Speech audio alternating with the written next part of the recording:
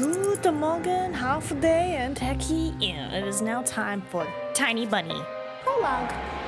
This is something we played like back when I very first started streaming, but I lost the footage. So I was like, you know what? It's been a couple years. Let's get back into it, have a record of it. And I'm late today because I was busy putting up a bug screen. But it's a visual novel. And with like slight spoopy vibes, if I recall correctly. So. Might be a short stream today as well. Because I want to keep setting up stuff. Things arrived, so I'm like, oh, I can put the house together. The wind clawed at my window all night long. It wandered the fields and howled like a hungry beast. An endless song weaved from all sorts of voices, shrill, gentle, sneery, twisted in the air. They were shouting and laughing, and arguing about something. Someone was running through the snow while casting long shadows that would occasionally creep close to my bed. Our house had a mind of its own, creaky old mind of a building that had seen a lot in its days, and was seemingly trying to share its wisdom with the inhabitants. The lonely house faced the forest, and the dark green thicket gazed back with its hollow eyes, rustling, whizzing, swaying back and forth. One could come out and stand at the edge of the forest to reassure themselves there was nobody behind the crooked trees. Fuzzy silhouettes swaying in the wind couldn't possibly do any harm. It's just a play of light and shadow. Just a play. I knew it was just my imagination. I was already 12, after all. Still. There's a fox. Sorry.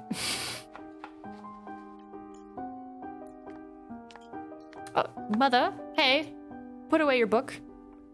How many times have I told you not to read at the table? It's bad for your health. Look at how slouched you are. Hide my book. I didn't protest and put the book about Conan the Barbarian aside. I was stuck on a line I couldn't understand after reading it 3 times anyway. Ole had already finished her breakfast and was munching on some cookies. She was so enthusiastic she almost looked like your typical girl from commercials. You're not going anywhere until you finish all of it.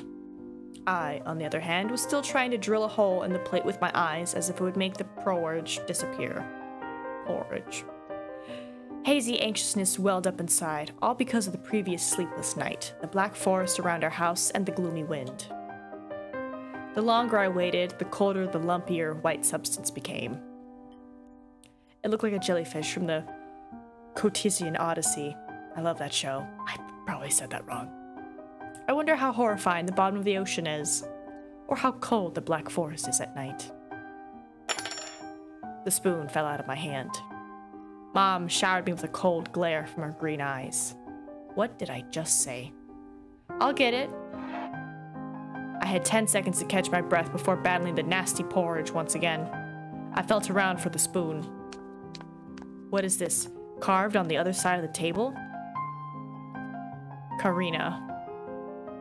Heh, that's my mom's name. I guess she carved it out with something pointy when she was little. She sure was a rascal, damaging the furniture like that. She would scold me for a week if I did something similar, though.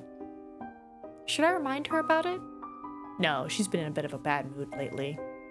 I imagined her being my age, sitting under this table. I wonder, was Mom afraid of the dark back then? Or the sounds coming from the attic? Or the thick forest? I imagined my grandma coming into my little mom's room, sitting at the edge of her bed, where Oya sleeps nowadays, and saying this in her soft, smooth voice. Taiga is a special place, little girl. It's watching you closely. Sniffing you out. Trying to discern what kind of beast you are. You're a good sort. It won't abandon you in times of trouble. But if you're a bad apple, it will grab you by the side and drag you under the ground. And that'd be it. Grandma was caring. She never fought with anybody, never yelled, never swore. Those were the times without the maddening screams until late at night, without smashed dishes and mutual accusations. Our parents used to love each other back then. I remember listening in on one of their conversations by chance. They were talking about Grandma getting prepared for her funeral. She had already bought a casket, and she called it her cute funeral box. It waited for its time in the closet, patiently. It was black, upholstered with meat-colored material on the inside. I saw it when my grandma was getting buried. The house didn't change since the time she was alive. Only all of the photos were gone. Glass-covered pictures with gray faces of my ancestors. They all had a dead but watchful look in their eyes. I crawled out from under the table. Oya was done with her cookies and was looking at my share like a sly woodland critter. I turned my gaze toward the frosted window. There were a lot of dark pines outside, but they didn't grab my attention. The pattern of frost formed a picture on the glass. Oya, look! It's a fox! Where? It looked almost like those optical illusion thingies they put on the back of student notebooks. A mixture of lines at first glance, but if you blur your vision a little bit and look under a certain angle, not outside, on the window. Look, here's the nose, and here's... Hey, eat up. Yes, just a moment. I don't see anything. Hurry up, there's not much left. Ah, there it is. But it still doesn't look like one. And I'm telling you, it does. Nuh-uh. It does. Stop it. These kids, I swear. Now, I couldn't see the fox either. It disappeared. Went away. Only the frosty patterns similar to stretched out nettle leaves kept creeping up the glass. My dad entered the kitchen with long, measured steps. I want to have a beard like his when I grow up. It is a nice beard. Mom would always ask jokingly, "Come on, shave it off, it stings." This was so long ago.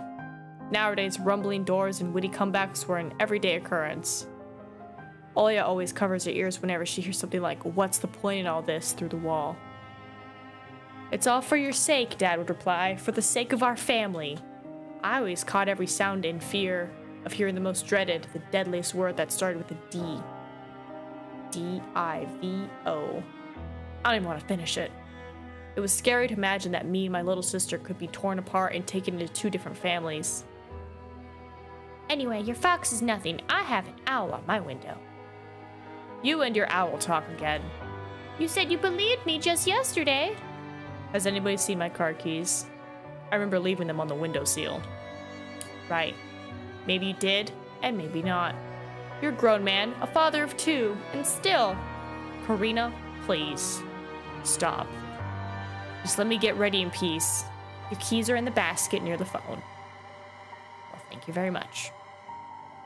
Anton, stop making a martyr out of yourself and finish eating already. And the owl? There was no owl. But there was one. It had giant glowing eyes. Oya sprung up from the chair and placed her hands on her little face, imitating a pair of eyes with her fingers the size of an apple each.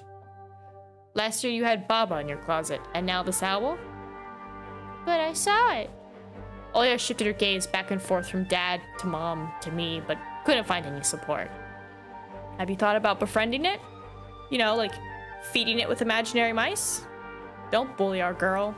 She's just afraid to sleep alone because she's still little. Oya pouted her lips in rebellion and rushed into the hallway. The staircase that led to the second floor creaked. Mom gave Dad a strict look. Oh, that look in her eyes. It's so uncomfortable to be pinned under it. Dad just snorted in reply and left, rigging with the keys he just found. A minute had passed and the theme song from The Little Mermaid echoed through the house. It was stored on an incredibly worn-out cassette tape, which Dad already had to glue together once. It's so easy to fix objects by gluing them back together, for example. But how do you fix a relationship? Mom moved to the living room, and I was left alone, anxiously stealing glances at the window. Just being my porridge. Oya had trouble sleeping ever since we moved to this house. She would toss and turn or curl up into a ball under her blanket.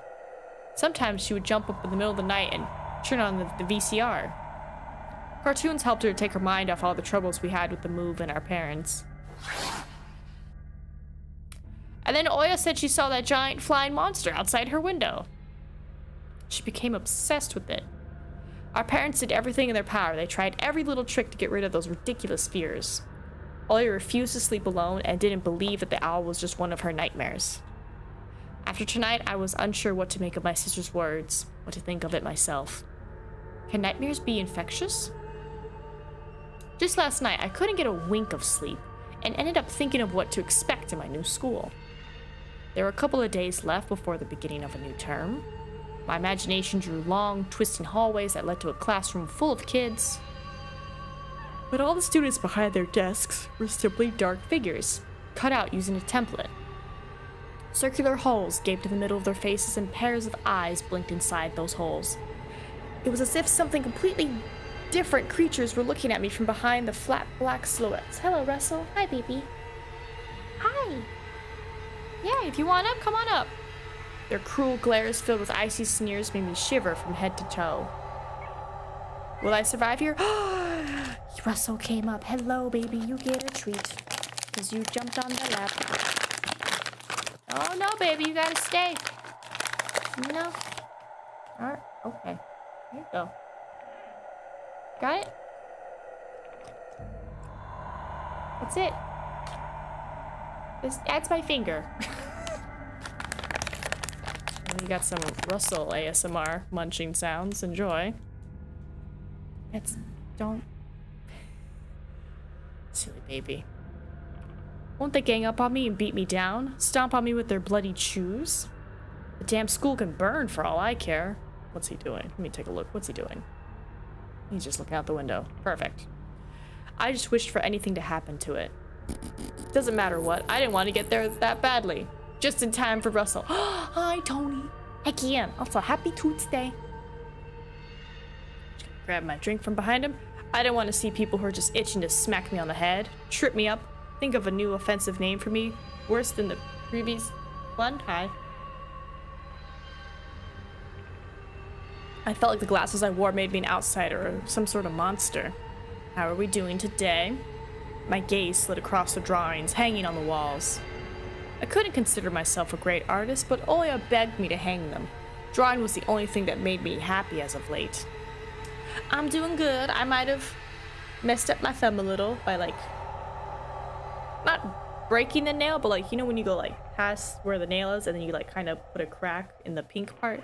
I have a crack in the pink part because I was hanging up a bug net. So, my thumb hurts. But other than that, I'm great.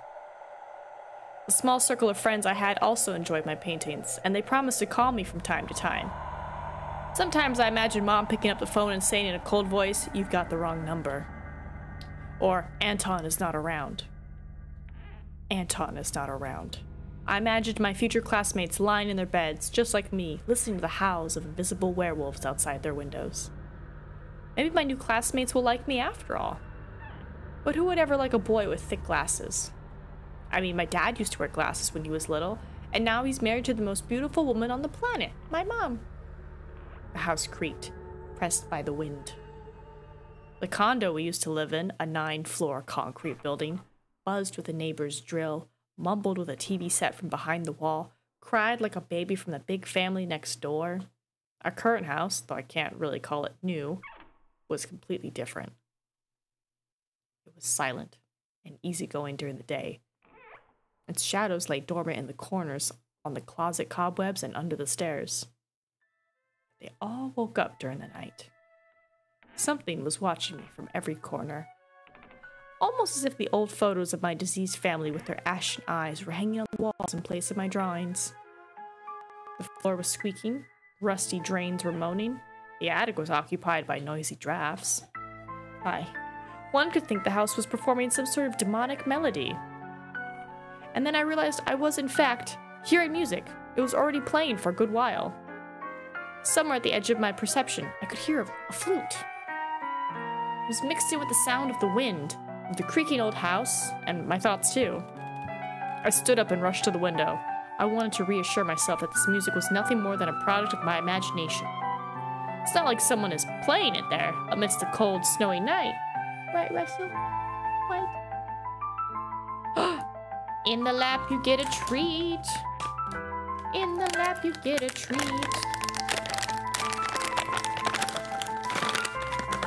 There you go.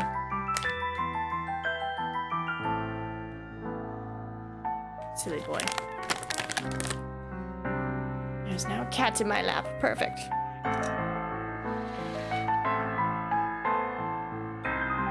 Someone was dancing in the field. Black silhouettes I could barely make out with the dark forest as their backdrop. They jumped around, basked in moonlight, bumped into piles of snow, rolled around, and crawled on all fours. Stories about wolves playing under the moon came to mind. These were clearly not wolves. They stood upright at times, circling around, holding hands and whipping up snow, disappearing into the shadows for a brief moment and then coming back. Something bizarre was going on. Shadows dancing in the starless abyss made my imagination go wild, making me anxious at the same time. Suddenly, the music had stopped. Oh no. We got like what, maybe a fox, a bear, maybe a deer and an owl? I don't know who the other one is. The dancing shadows froze in place. I could swear, pierced me with their eyes. One of the silhouettes immediately parted from the bizarre shadow carnival and sprinted across the field with giant leaps. It glided on squeaky snow without leaving any prints until it was devoured by the pitch-black shadow of my house, which became even darker and thicker. My heart was jumping around like the bird inside a cage. I shut the curtains with a swift motion and stepped back toward the bed. They saw me. A freezing torrent of fear washed over me. I stood in the middle of a perfectly dark room and listened to some unwanted guest move and scrape around, looking for an entrance. The sound moved to the right, then circled around the house. Now my guest should be at the front door. I jumped into the bed and covered myself with the blankets as if it could protect me. The shackles of fear locked my muscles. I remember the funeral, my grandma lying there, hands crossed on her chest, her facial features sharp like that of a tin doll. Ants running up and down the legs of chairs that held my grandma's casket. I imagined these little creatures climbing up her head and pulling up her eyelids with their tiny legs. Then her wrinkly eyeballs would once again move inside their sockets and she'd be able to see her grandchildren. I was chanting the spell she taught me throughout the whole procedure. And now, lying under the blanket and listening to squeaks and howls, I was repeating the same words. On the island of Bunya, underneath the blemished sun, in a sea of color blue, stands a cabin made of wood. There lay lard and ashen hair for the spawn from devil's lair to feast and always leave alone. God's faithful servant named Anton. Evil leave this house must. Ashes to ashes, dust to dust, was our sounds that disappeared. I cautiously peeked out from under the blanket and saw curtains waving around like a hangman. And then the night doused me with a new portion of boiling terror. The sound scratched at my eardrums. In reality, something or someone was scratching at the front door, hurriedly clawing at wood, demanding to be let in. The door was shut. Dad had become very cautious recently, so he installed a sturdy lock. I remember him staring at the forest intently as if he was looking for someone. Ashes to ashes. Dust to dust. I hugged my knees, placing my chin between them, and drilled the door with my eyes. It was so flimsy and weak before the might of darkness. And then the doorknob twitched slightly. Then it turned halfway, once, twice, as if the person who tried to enter had no hands. The doorknob tilted once more, and then started clicking violently. My jaw cramped from fear. My wet fingers clutched the blanket. Why are my fingers wet? The door creaked and opened. The wind taunted me, moaning inside the tin drains. Now, you'll see. The door was wide open. The darkness withered inside the cavernous mouth of a doorway. Tony! It was as if the night itself was calling out to me, flapping its black wings and squeaking with rusty hinges. Tony, you better run. The game knows your name. I was trembling, ensnared by the web of darkness that hung in the corners of my room, waiting for the one who weaved it to come out of the gaping black hole. Tony! Oh, God. My abdomen tightened and my chest rose up, ready to exhale a desperate scream. But before I was able to do anything, the darkness asked me, Tony, you asleep? My sister's pale face protruded from the thick shadows. I almost screamed from relief. Oh yeah, I'm not sleeping. Did something happen? You're okay, Tony. I guess Tony, short for Anton. Olia furrowed and stuck out her lower lip, a clear sign that she was about to cry. It's there again, staring at me. Shoo her away, Tony, please.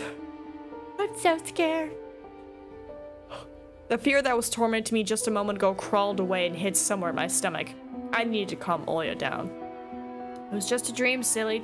Don't be scared. Dreams don't bite. No one's gonna harm you. Oya sobbed. She was trying her best to believe me. But was I sure myself? I have an idea. Let's go to your room and watch the video Sleeping Beauty, for example. You like that cartoon, don't you? Why does the Sleeping Beauty have a prince and I have this scary bird? The question took me by surprise. It took me by surprise. Sorry. The hatred in his eyes. Sorry, it's a great song. Alright, let's watch Cinderella. My thoughts became tangled, fuzzy. What was that? What studied me with its eyes while dancing feverishly under the moon? The darkness was clinging to the window, and it couldn't be fooled by Grandma's old chants. Couldn't be satisfied with a feast of lard and long ashen hair. Tony, you coming? Yes, just a moment.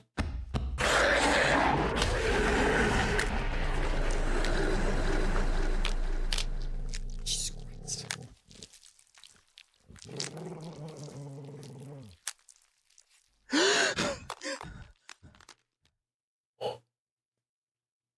I'm awake. That's why I didn't want to laugh at Oya and her owl in the morning. Who could be visiting us here in the middle of nowhere? We don't know anyone around here. So persistent. I felt extremely unsettled just from a silly thought that our morning guest could have come from the woods. I could barely hear voices coming from the front door. My mind was urging me to hide. In the closet, under the table, behind the curtains where Oya always hides. Tony, come here. I felt like our kettlebells were tied to my feet but still dragged them toward the hallway. A couple policemen towered over me in the doorway. They smelled like frost and worry. What? Oh, sorry. My mom always winced and grumbled the moment she saw patrol cars. Worse than bandits. At the moment, though, she looked somewhat confused. Hello? The senior officer, who wore a grim expression, nodded. A boy had gone missing yesterday. His name's Voya? Look at this, please. Have you seen him? The policeman held out a photograph to me. He's got a cute cat, though. There was a ginger boy around the age of elementary school, pictured with the wall carpet as the backdrop. He had a striped cat in his hands and wore a wide smile. No, I haven't. Are you sure? Look closely. Where would I see him? I don't know anyone around here. I barely leave the house. Well, maybe you've seen him from the window? That's right. Your window looks straight at the forest, don't they? The window. No, I haven't seen anything. I see. He sounded tired, but his eyes, his stare, long and heavy, was full of suspicion. I squirmed unwittingly under the weight of guilt which his giant shadow cast over me. The policeman finally tore his eyes from me and glanced over the hallway, the stairway, and the cracks in the ceiling, which I hadn't noticed before for some reason. How do you like your new place, by the way? Getting used to it? Oh my goodness, I'm sorry. Bit by bit. It's just our little daughter misses the city a lot. Misses the city, huh? Have the locals been treating you well? Yes, everything is all right, thank you. The policeman pierced through me one more time with his gray eyes. My head started spinning. Can I help you somehow? I asked that in a shaky voice to look like a polite boy and to end this unpleasant conversation sooner. Now that I think about it, you look just like one of my nephews, little fella. He's a witty boy around your age, wears the same type of goggles, haha, always engrossed in reading those mystery novels. Told me he wants to enroll in police school when his family visited this summer. Wanted to help other people, just like me, see? I felt uncomfortable, as if a distant relative and not a police officer stood before me. You know what? Little boys like you should stay at home, steer away from trouble. Times have changed so much. Mom interjected in a cold voice. You don't say. Oh, well then. What grade are you in, Tony boy? 6? Have you made any friends here so far? Not yet. I'll be going to school for the first time after the break. Ah, then I'll leave you my number just in case. Call me if you have any new info. The policemen were gone along with their shadows, the smell of cheap cologne and the photo of a smiling boy. His face still stood before my eyes. I wonder what it was like for him, being all alone. There. For some reason I thought of the forest, swaying in the wind. What did his poor parents feel? And what would my parents do if I got missing? Oh my goodness. Would they cry and thrash around hysterically? Or would they accuse each other like they always do and forget about me eventually? Mom, this Vova, Boya, did he go missing in our forest? Yeah, I was like, eep day. I've been trying to catch up on sleep, but I've just been so busy with all the videos and everything. And work's been crazy. Seems like it. Poor child. Which is why I was like, we're just gonna do the one today. I looked out the window at the road. The police UAZ drove off toward the village. The officer's nephew came to mind when I was splitting off old paint from the windowsill. I remembered all the teenage mystery novels from the Black Kitty series I read this summer. Your average boys and girls investigate all sorts of mysteries there. I will once I'm done, because I know this is not a long game. They looked for clues, spied on suspicious people, and after a set of amazing adventures, bam, solved any complicated case. They became local celebrities and must have made their parents very proud. I noticed a trail of policemen's footprints that led to the forest. And then it clicked in my head. Why don't I start an investigation of my own? Maybe I'll find that lost boy. And I'll get a reward. Oya will be so happy. And I was like, I'll take a break when we're done. Well, it'll be end of a stream. But I was like, I know this game isn't long. And not only Oya, Mom and Dad too. Oh, this poor kid. Maybe they'll even forget about their quarrels for a while. Maybe I'll even save us from the D word. Divorce. I fantasized about buying Oya a Tamagotchi and getting a cassette player and a bunch of tapes for myself. And a whole box of Kinder Surprise. Kinder Ios, little chocolate eggs. When was the last time our parents bought us any toys? Last autumn, I think. My dad had lost his job at the time. There's that annoying song about it. I had little to no idea. Oh, what was the accountant's job like? They count money, I think? Neighbors used to envy us. But nowadays, Mom and Dad barely had money to afford sweets, and Dad would always divide a single chocolate bar between me and Oya. Sometimes I gave her my share, too. No matter how much I wanted to eat sweets, she was still a pipsqueak. I couldn't wait to go out looking for clues. I'm going outside. Yeah, right. Uh-oh. She's going to go outside. You want the police to go around with your photograph next? No. The forest is so thick. What if the boys got snatched up by wild animals or something even worse? Mother, what are you implying? Even worse echoed throughout the hallway. I won't go far. I'll stay away from the forest. Did you hear what I said? Or should I repeat myself? Better go pack your school bag or play with Oya. The sound of splashing water came from the kitchen. It meant that the argument was over and Mom had the last word. Open, I guess. The dark, stuffy closet. Mom says it smells like mice, but how would she know their smell? She hates when I stick my nose in there. She's afraid I'll cut myself on the freshly sharpened axe. And Oya can't even be lured close to it. She thinks Bye-Bye is living there.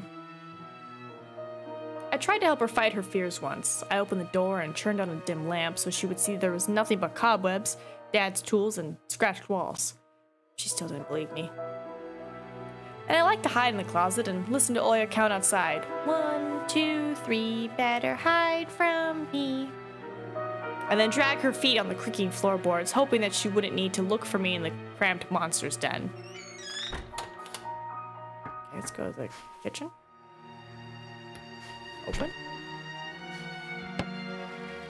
Grandma kept ice cream for me and Oya there, but now I could only see meat bits for soup and clumped together pelmeni. I grew to hate them already. What is pelmeni? I guess it's a type of meat. Huh? Day, Mother? Anton? I'll whip you if you make a single step out of the door.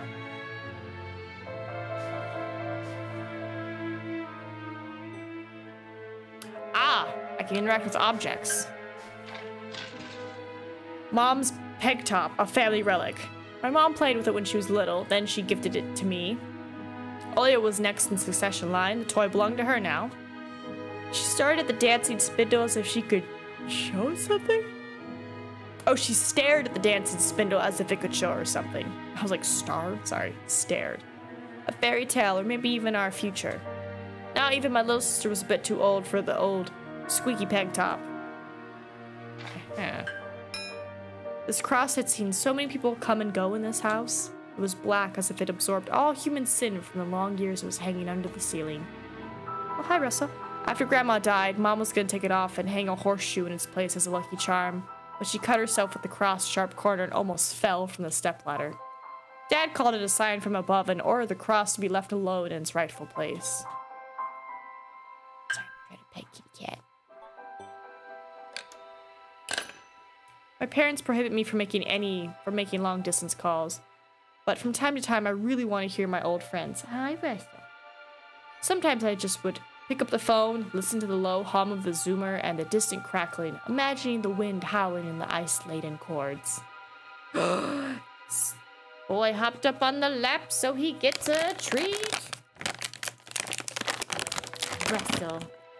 Russell, baby. Yes. Hello.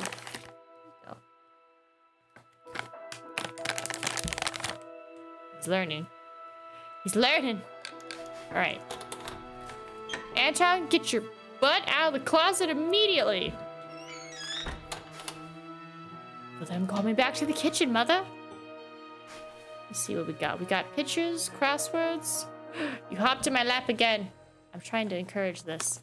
The side of an old ocean freezer was checkered with my childish drawings, Mom's recipes, and all kinds of stickers from bubblegum with dinosaurs that Oya liked so much.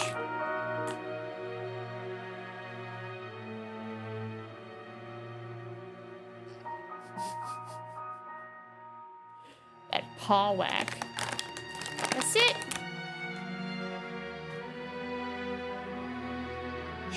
Ah, your hair's flying everywhere, buddy. Pip, pip, pip, pip, pip. Among that still life picture hung a piece of ruled paper with the phone number of the police officer who visited us. First Lieutenant Tikhonov. I read inside my mind, looking at the officer's sprawling handwriting. The scrap of paper was held by 2 pieces of broken magnet from some old Soviet toy, and those pieces just barely covered up the numbers as if to taunt me. I leaned toward it to unveil the mystery and take the piece to a safer place where I'd wait for its time, when I would finally find Voya and be the first to call the police with the happy news. Anton!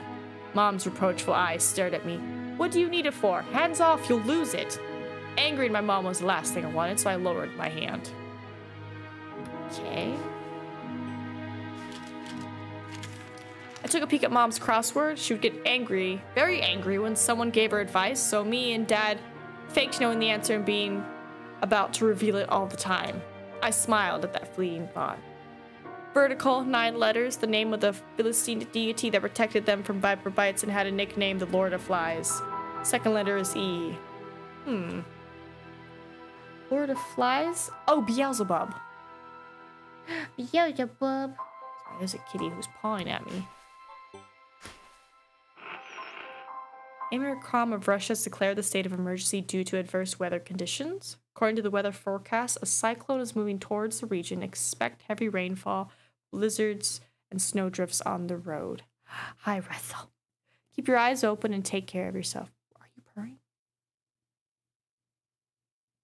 He's doing like very small baby purrs. Okay, I need...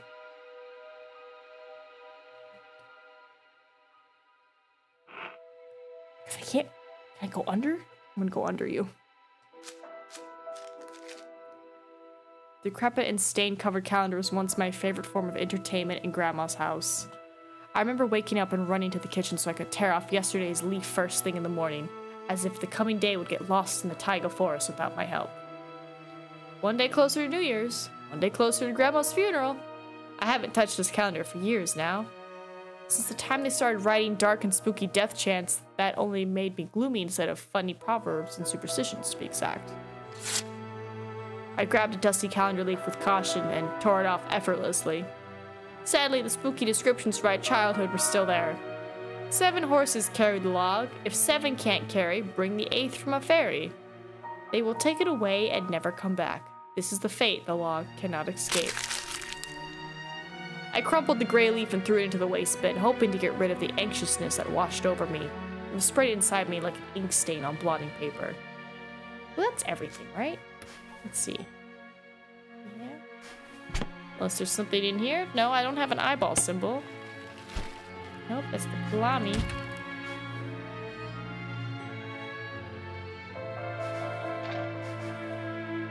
I need to distract Mom somehow, or I'll get scolded and my butt whooped with Dad's leather belt. How do I distract her? Get out of the closet.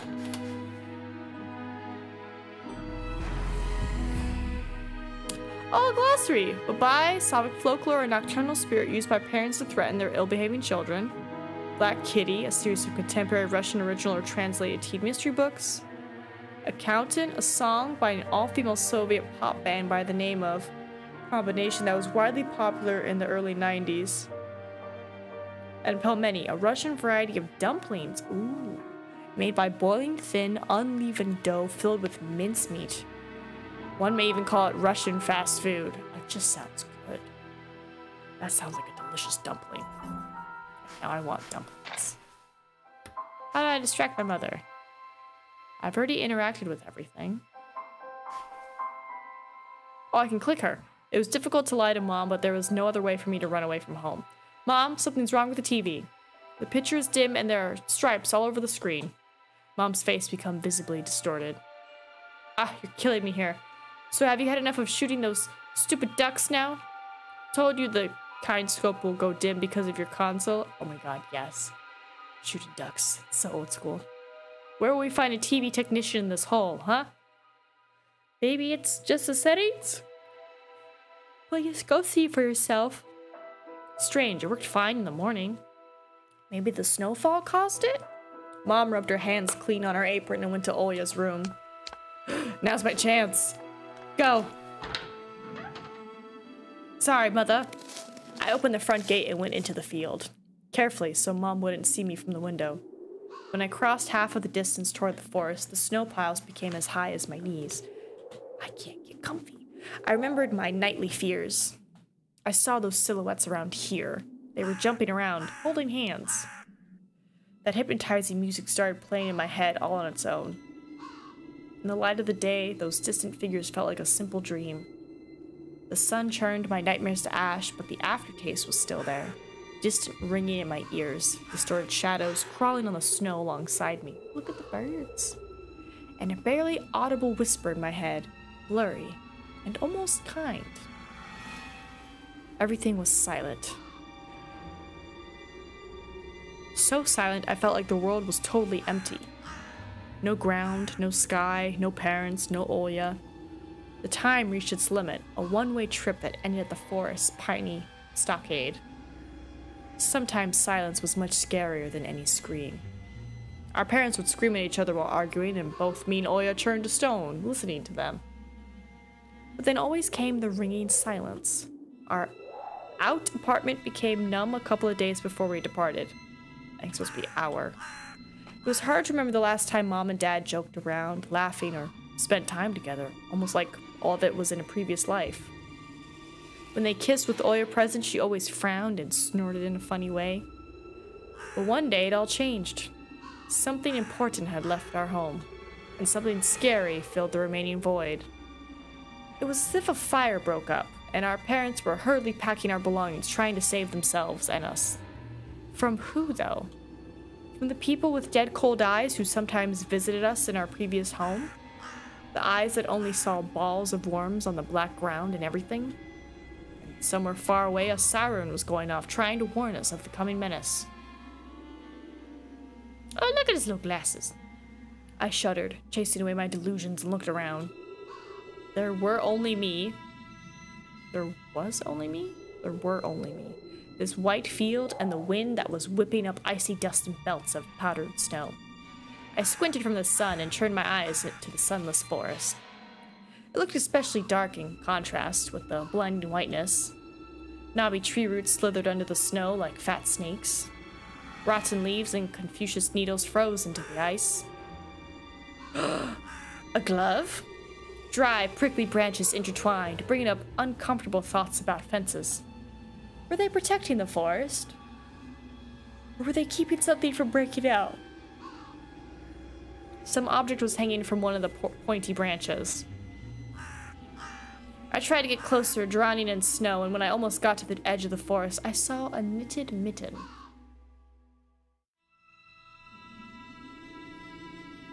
Their senior officer looked gloomy, but he still reminded me of Captain Casanova from my favorite TV show called The Streets of Broken Lights. He was also anxious, with a tired look in his eyes. I definitely feel that, Copper, but still brave and strong. Will this mitten help them find the lost boy? Because here's the thing, if I go to sleep, that means I have to do this tomorrow. I'm just gonna do it today. I heard a distant shout. Looked like it came from the river. Bova? Boya? Boo-wah. As if the trees were calling out to someone. I'm gonna say Vova. It resounded closer to me. Someone was standing there, behind the trees, hiding. Vova! I knew someone was looking for the lost boy, but still, something was unsettling about that figure. I'm trying to see, do I see a figure currently? No. Its stillness, how it was bent unnaturally toward the ground. Its blackness. There's no one there, just branches and roots. It's all just my imagination. A nearby bird flapped its wings loudly. Oh, fudge. A shadow split from the tree and disappeared from my sight. Nope, I'd run, buddy. I'd run, Anton. I looked away for just a moment, but when I turned my gaze back to the same place, it was gone. So it was my imagination after all. Silence reigned for a painfully long time. Oh, you got to get out of here, buddy. Look, little footprints. My muscles were tightly sprung. My heart was beating somewhere in my throat. Any noise, any little movement, any small whisper from the thicket, and I sprint. But nothing of the sort happened. I looked at the mitten once more. Do it. Balls to the walls. Take the mitten. I decided to take the lonely mitten from the branch. Bova?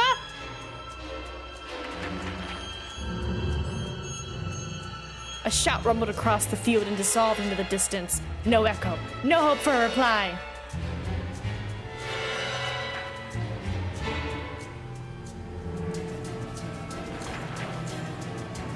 I stepped toward the bristly trees and tried to claim my find.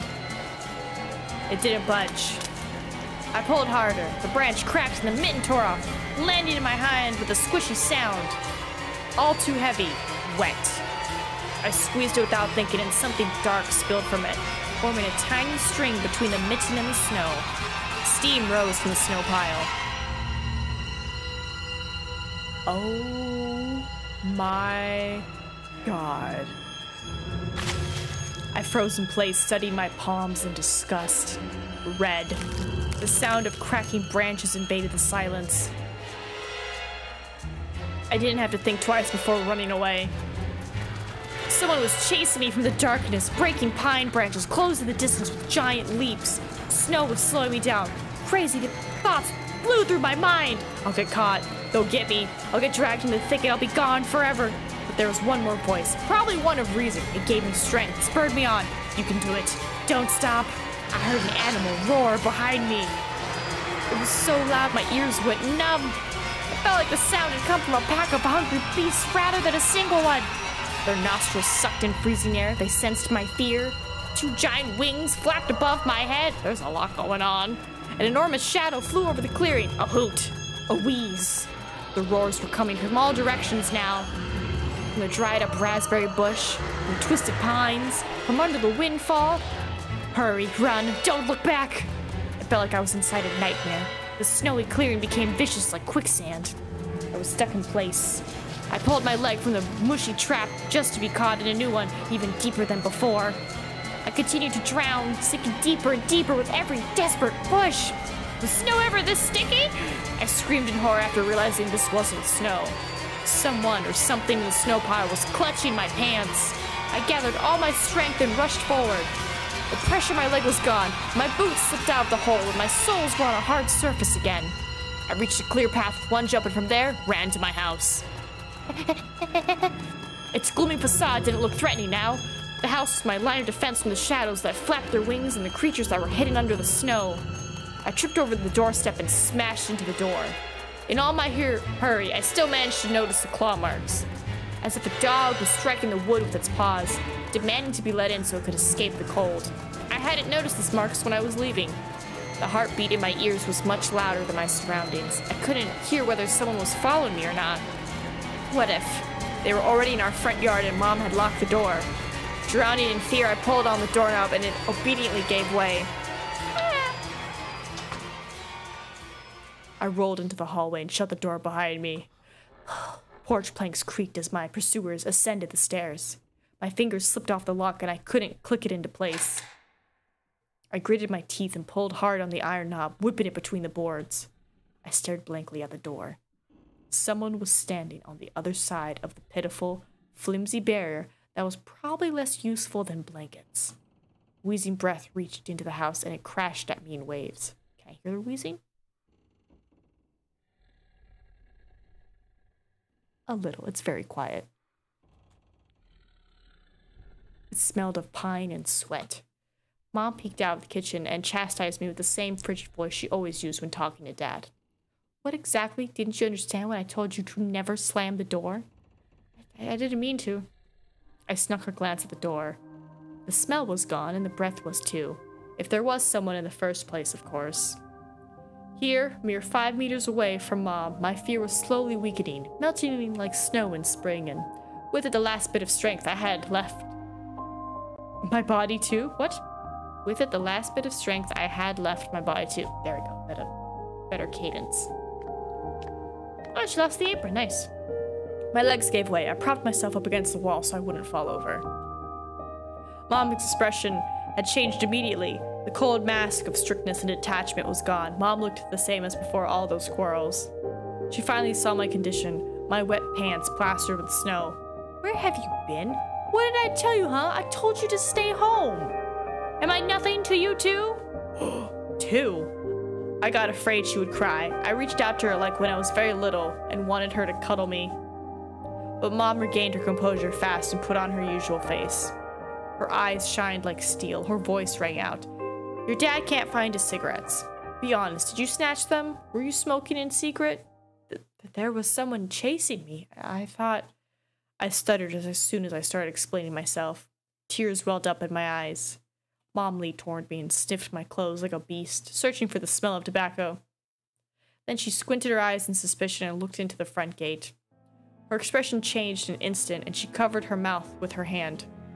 Look over there, at the fence. My heart started thumping as if I became prey once again, and my pursuers were following me in the field. I could swear that I heard something scratch the door, just like in my nightmare. Mom beckoned me with her finger, and I gathered all my remaining bravery to look into the kitchen window, facing my fear. I could barely discern some hairy silhouettes swimming in snow through those icy winter patterns on the glass. Oh, it was a pack of dogs. Dogs.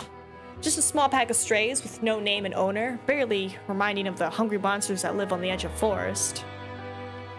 Oh boy, were you scared of them? I think they'd rather be scared of you, Anton. They were chasing me. Like a buddy. And what if they're rabid? The smile had slowly disappeared from Mom's face. Now she looked at the dogs as if it was her first time seeing them. What if they attack Oya? Mom, I wish your dad would just shoot them all. Mom, look, they're alive. Huh? What? Are they your friend or foe after all? Make up your mind. You're not a little kid anymore. Mom sighed in annoyance, and I felt so bitter that I bit my lower lip and fixed my gaze on the cobweb-ridden corner. Well, some detective I am. In reality, I wasn't risking my life among monsters, but rather my pants among a pack of stupid strays. And what for? What use do I have for this? mitten. Of course! A darkened, sticky mitten that belonged to Lost Boy made a squishy sound in my... What the fuck? God, I thought I saw something. I did, it's a rustle. Squishy sound in my hand. Seems like I was clutching it the whole time. That's my trump card as a detective. I hurried to present this clue to my mom. Mom, look, this is Voya's mitten. Russell coming in with the lap. Hi, baby.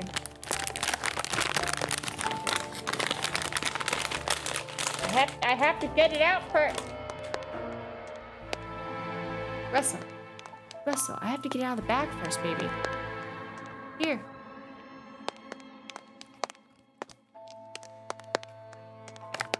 No, you already had one.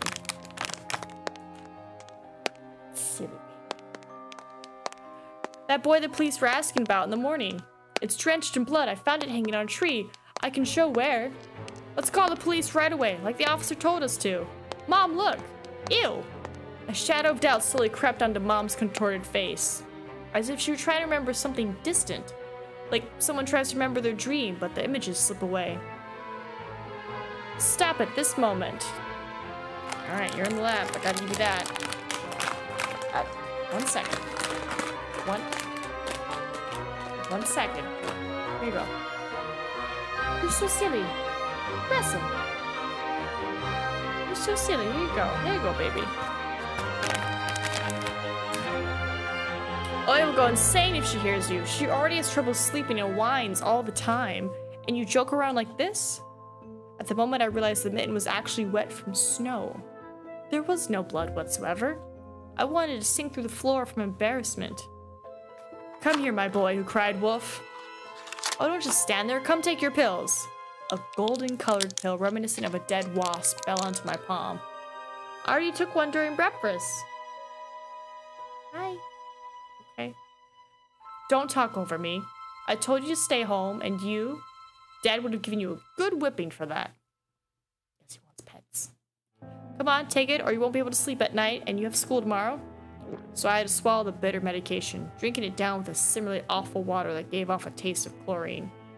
Maybe it wasn't Voya's mitten. Maybe it wasn't a mitten at all. Just like the forest monsters. And Oya's owl. Am I going mad? What's happening to me? Oh. Either the pill had an immediate effect or my overexerted brain didn't let fear inside anymore. Serenity washed over me, bringing yawny indifference along with it. Anton, you done? See, you can do it when you try. Take off your coat. Are you asleep? What is going on? No, Mom, I was just thinking. What about, I wonder? It's just something silly. Mom scrutinized me with suspicious eyes, as if she wasn't sure she was looking at her own son and not some doppelganger that came from the forest. Is everything all right? You had the exact same expression when the policeman asked you about the window. I'm all right, Mom. She heaved a deep sigh. Fine. It seemed like the house had changed. The sofa's fabric had become discolored. Fingerprints appeared on the bathroom tiles. The light bulbs also felt different, dimmer and yellower. Even the saliva inside my mouth had a different taste. A melody from Aladdin could be heard from the upper floor. Oya was done rewatching her favorite Little Mermaid episodes and switched to the other tapes. I slowly changed into my home clothes, stopped before the sink and studied my reflection in the mirror, like I was trying to solve one of those spot the difference puzzles. Then I went upstairs.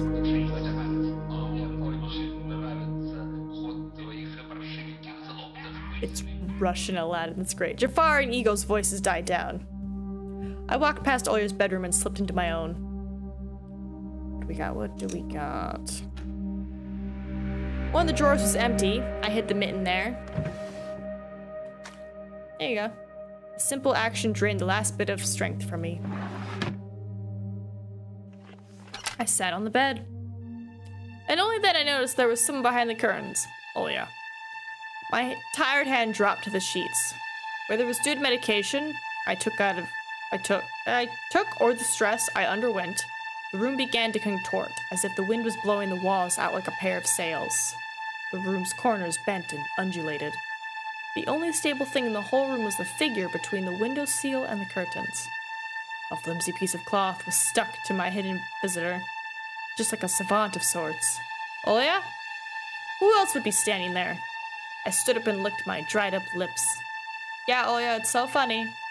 The silhouette was unmoving. It was enveloped softly by the curtains, as if there was a thick layer of darkness there, not a human being.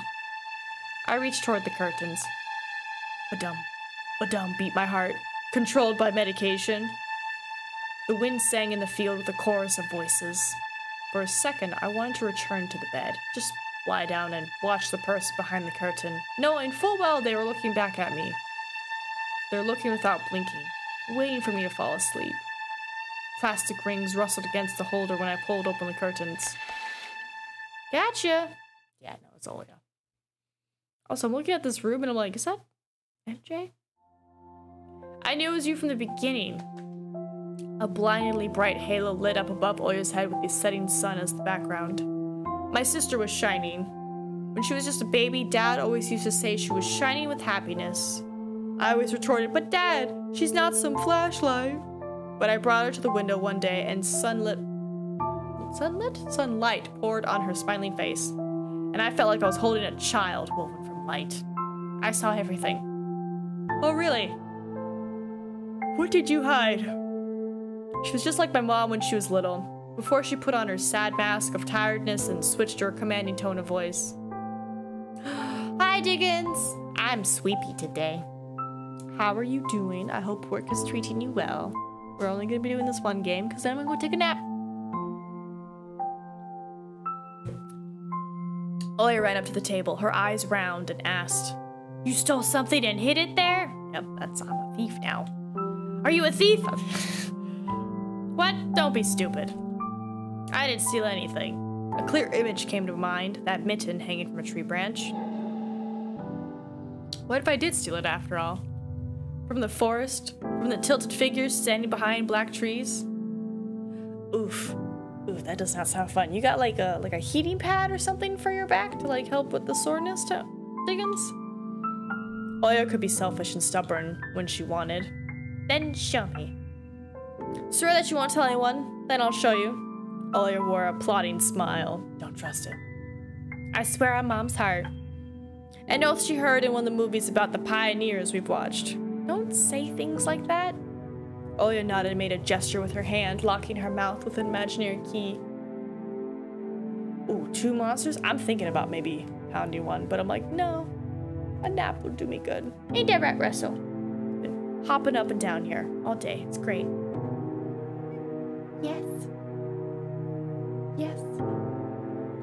And he's up on the lap, which means he gets another treat. Yes, Russell, you hang out, you get treats.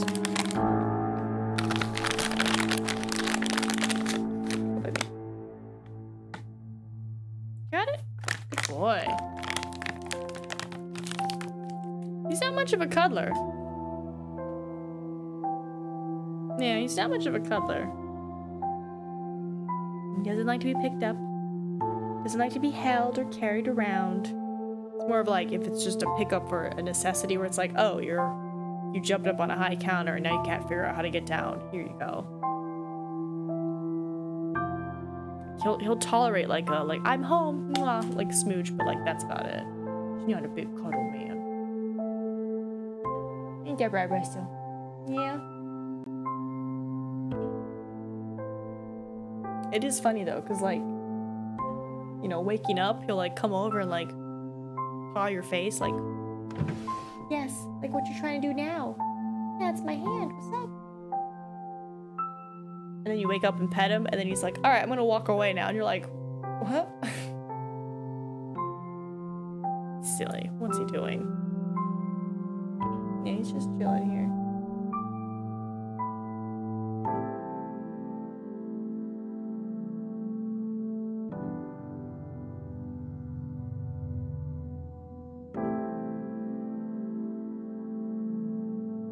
Silly man. He's just sitting there. What's she looking at? Oh, watching the neighbors come in. It must be really cold out there. Will they find him? They will. Lies. The police are going house to house, showing his photo to everybody. Oya traversed the room with care and pressed her tiny palms against the window. And why are they going to houses and not the forest? Oh, he turned around. Look at him as he gazed upon the people beneath him, just watching the humans walk by. Much entertained kitty. He is a kitty loaf. The police aren't scared of anything. Yeah, right, flashed my clouded mind. Did they really check every nook and cranny where darkness, cold, and whispers of icy branches dwell? If that's the case, how did they miss the mitten? Or did it appear later, for me? I changed the topic, as if trying to get Oya as far away from possible from the forest thicket. We may get a reward if I go and find this boy myself. A lot of stuff like in Field of Wonders. Sounds cool, right? Oya wasn't listening to me. She was piercing the forest with incredibly adult eyes, uncharacteristic for her. What if the owl got him? Nonsense, an owl won't be able to lift a human. But you know what? I was picking my words with utmost care. I forced them out of my overexerted brain. Stay away from the forest. I think it's, how should I put it? It's cursed or something. Just like in a fairy tale? No, not like that. More like in that spooky tape Mom and Dad are hiding from us. Oya shivered and stole a glance at the window. I saw you running away. Someone was chasing you? No, it's just I was hurrying back home so Mom won't be worried. As I looked at my sister, my heart was tearing apart. Yeah, he's just loaf mode. She was so fragile. It was so easy to stifle her light. A gust of wind and our small fire would be gone. You're lucky. Mom won't even let me go outside. I'm like a princess in the tower. Can't go anywhere. I'll die from boredom here. You're wrong. No one has ever died of boredom. And you have me and your cartoons, and Mom and Dad will be good to each other soon. Oh, Anton. Sweet, sweet Anton. You know what I would wish for my next birthday? I'd wish for Mom and Dad to turn into children so we could go and play together like we used to. Yeah, and if you make them as small as bugs, we could place them into a little box. Oya giggled and tugged at my sleeve. Tony, let's go watch Aladdin. Fatigue won over my desire to be with my little sister. I was washed over by some sort of heinous apathy. I'm too tired. I don't want to. Come on. It's so boring alone and Mom is always busy. We can pick a cartoon you haven't seen before. I know all of our tapes by heart at this point. Not all of them. You haven't watched Peter Pan. Remember how you fell asleep in the middle of it? And so much happens after that. Let's go. Let's go. Maybe a bit later. Should I tell you how it ends? Let's leave that for tomorrow. I won't tell you tomorrow. I know. Let's play hide and seek. Bruh, Mom gave me a sleeping pill. I'm about to pass out. No, Oya. Draw me a dino. Oya, please. Draw it. Draw it. Will you leave me alone already? I blurted out without thinking, and then I was immediately taken aback. I'd never screamed at my little sister like that. Oya stared at me in shock. Her lips started trembling, a precursor to tears. My chest was seething with disgust and embarrassment. What's happening to me? I hurried to prevent Oya from crying. All right, you win. Let's go watch cartoons for a bit. I don't wanna. I came up to her, put my hand on her soft head. Let's go. Watch Peter Pan. Boo, you'll fall asleep again. Or get some more of a boo. I smiled and lifted her chin. Her eyes were wet and felt bottomless. I promise I won't. And then I'll draw you a full Triceratops later. Hooray! Triceratops. Well, close enough. Oya rubbed her eyes with the sleeve of her pajamas and a shining smile returned to her face. I'll go ask Mom for condensed milk and bread and you rewind the tape. The bread is fresh, just how you like it. Alright, just be careful not to spill the milk, or you'll be yelled at again. Wanna bet I won't spill it? The tape is somewhere in the nightstand, look for it. Oya disappeared into the doorway and I dragged my feet into the neighboring room. Alright, let's get her going. The old photon TV was gathering dust in the corner. All that left was clicking the button on the front panel. The tube warmed up and familiar white noise started dancing on the black screen. I almost reached out to turn on the VCR when the noise calmed down and a blurry image appeared for a moment. Yes. It was dark taiga forest, just like the one outside my window. The picture split the screen in half. He's learning. You hang on my lap, you get treats, my love. And these are the treats where you can get like oodles kind of day because you're so little. You're so little. Boy. Boy, Resto. Something creepy resembling human speech was coming out of the speaker. Just a few moments later, the scenery was again overshadowed by noise. Did it catch some rogue signal? Local TV stations only showed Soviet cartoons, and even that was pretty rare. And only just recently, I used to always watch Robotech before school. So awesome. Maybe I should tinker with the antenna. What if I catch this channel again? On the other hand, Oya had asked me to find the tape. It wouldn't be nice to disappoint her. But in my sleepy state, I didn't have the strength to do it, all of it. Yeah, let's search. I sifted through the shelves full of Ubara. Oh my god, it's the hippos! Oh my god. I had some of these. For anyone who had Kinder Ayas, those little eggs growing up with the little surprises inside, the toys aside. There used to be like actual like full series where like just the cool figurines. Now it's like cool toys that you can build, but like it's not the same where it's like just a trinket, you know? House hippos? No. No. Let me find these things for you. Those. They were so cool, man. Ah, look at them all. Give me a good picture. I don't need a blurry photo. Yeah, here we go. Look at those hippos. They're just little things. You gotta think, they're like this big. They're tiny. So they have so much detail and they're so small. Like that dude with the striped shirt. Oh, he was a favorite. We put him everywhere in the house. We're like, God. Yeah, hippo holiday collections. Yeah, and they would just have different sets of them. And the penguin. Oh, and the alligators. Oh, sorry. Oh, and the elephant. Sorry. I'm like going down memory lane right now. Look at them. They're so cute. But yeah, they're like this big. That's what I grew up with. God, how old is that? I was like 7? I was young. Over 20 years ago. Good stuff. So yeah. Blue hippos from Kinder Ayas. Yeah, look at them. I love them so much. Alright, I've got the tape. Figures or bottle things. You're only 10 now. What do you mean I'm only 10 now? I'm older.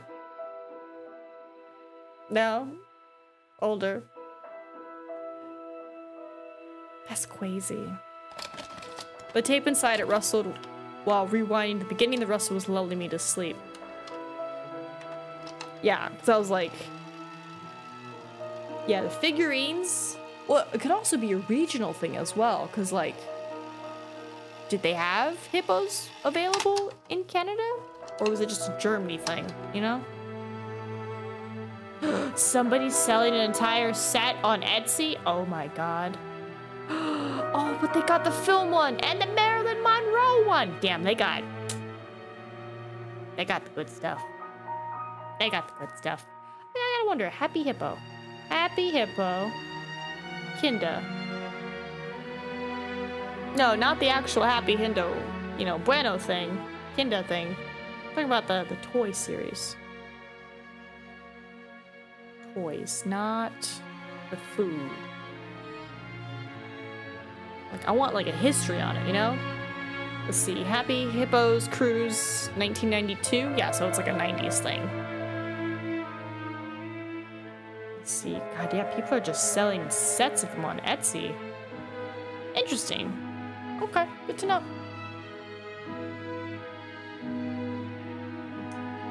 Possibly. I still look 16. But thankfully, I'm an adult. That just means I'm gonna look like this forever. It's all that fae magic. Working its wonders.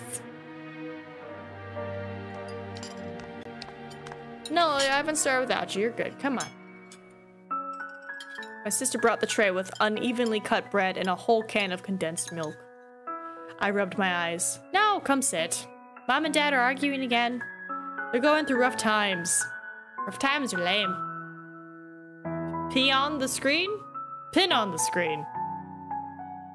I think it's supposed to be an O-N, so on the screen. Wendy was hiding Peter Pan's shadow into the dresser. Oya was entertained by the cartoonish dog, Nana. Maybe Mom and Dad will buy us a dog too? Yeah, right. I'll have my own dog in the Neverland, and a cat, and a parrot. Oya smeared a slice of bread with a thick layer of condensed milk and handed it to me. Wait, do we not drink the condensed milk? Have you lost all your baby teeth? Obviously. Oya frowned, deep in thought. What is this? After 27 years, puzzle and adventure game icon Riven is getting an Unreal Engine 5 remake with new content from original dev Cyan Worlds due later this year. Remake of Riven, the sequel to Myst, previously known as Riven New Discoveries from the Lost Dini Empire, but now officially just called plain old Riven, is coming this year. Ooh. Ooh. But yeah, I'm curious. I thought you drink condensed milk, but I guess you don't. You spread it on bread? You just need to keep sacrificing others to keep your youthful look. No! I do something much simpler. I just eat your negative emotions. Just gobble up all that energy. And in this day and age, everybody's negative, so it's nom nom nom nom nom. Here. Hi, Russell. You gonna come up here again? I'm running out of treats, baby. We'll ask Dad to alter your age in the passport. Why would Dad forge documents? Oya took a bite from the sandwich and started talking with her mouth full. Hey, Rear, I heard Matt that he did that for. He'll grow ears as big as Dumbo's. Oya got worried and touched her ear. I smiled to myself. My little sister was silent now. She just devoured bread, watching the adventures of Peter Pan, Tinkerbell, and James Hook. As if she got sucked into the fairy tale Neverland. To be honest, I also imagined myself there. A land where no one ages, where no one argues over little things, where no one listens to fights and the sound of broken plates at night. I'm sorry, broken plates? What? I felt like I was dreaming with my eyes still open. Man, I don't know what our mom gave us, but it has messed us up. Then my sister's scream pulled me back to reality. Tony, shut the curtains fast. Huh? Why? No one's watching you. It's dark, and when it's dark, the owl comes. I'm scared. I get out of bed, fighting my drowsiness, and close the curtains. Close the curtains. They really look closed. More closed. I did my best not to look outside, toward the treetops, toward the taiga forest, which seemingly drew closer and closer. What? Nina is a witch and has a team of babies to help her with aging and sickness? Yes, you found me out. I'm secretly hundreds of years old, and I've just been traveling the world here and there.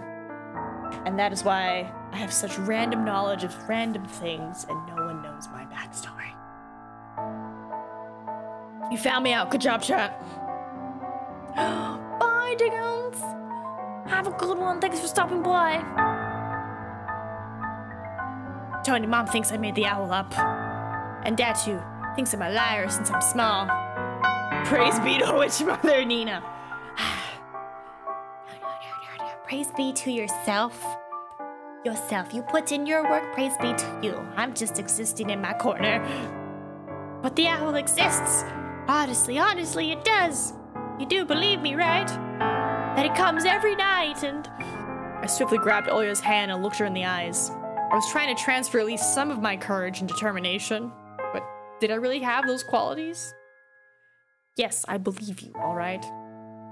But I'm not a witch father. I didn't say you had to be a witch father. I just said praise be unto you and your work that you do. Just don't nag our parents about it anymore. They're already dealing with a lot, so they'll just get mad at you. Come and tell me if anything happens. And don't look out the window. But it wants me to look. Doesn't matter. Act like it doesn't exist and never existed, like it's made up just like mom and dad say. You'll get tired of waiting and fly away. That's one way to handle it. It was madness, but after everything that's happened recently, I was more and more inclined to believe Oya's owl existed.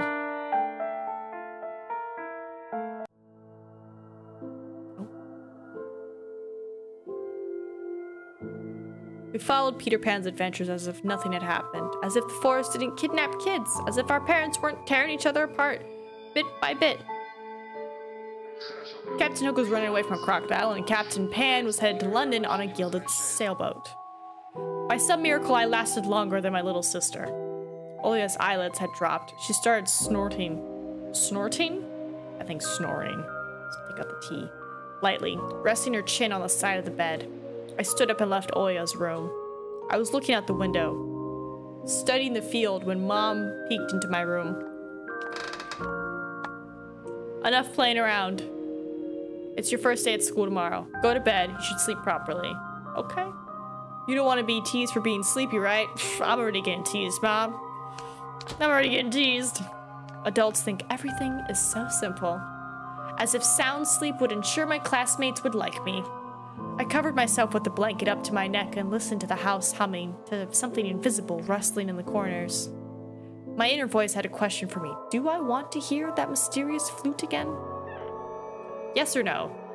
Maybe it's just part of growing up and I can't fully understand my own desires.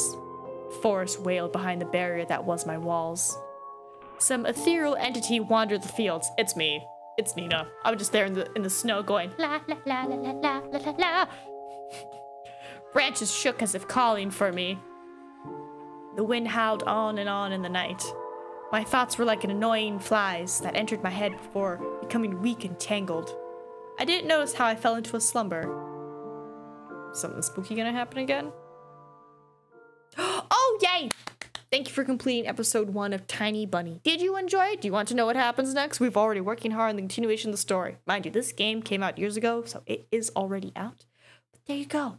A mystery. Huzzah. Was it dogs? Are there people in the woods?